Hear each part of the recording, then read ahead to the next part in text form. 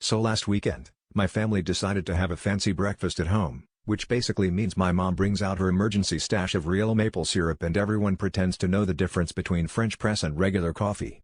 My little brother, Ethan, who has recently discovered the concept of pranks, and, unfortunately, YouTube compilations, decided this was his moment to shine.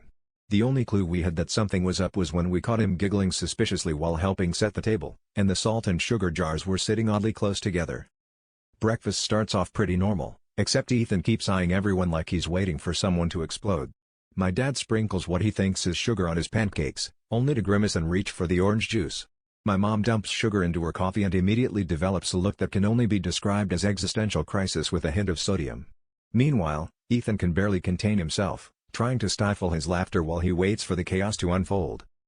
But then comes the real showstopper. Ethan, apparently unable to resist the temptation of his own prank, decides to treat himself to a heaping spoonful of sugar straight from the jar, like some kind of breakfast rebel.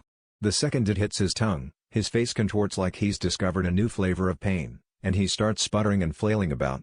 The whole table bursts out laughing, and my dad, between chuckles, asks him which jar he switched.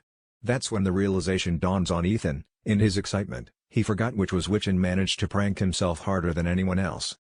He spent the next 10 minutes drinking water and muttering about never trusting crystal powders again, while we reminded him that breakfast is the most important meal of the day, especially if it's seasoned with a little salt and a whole lot of karma.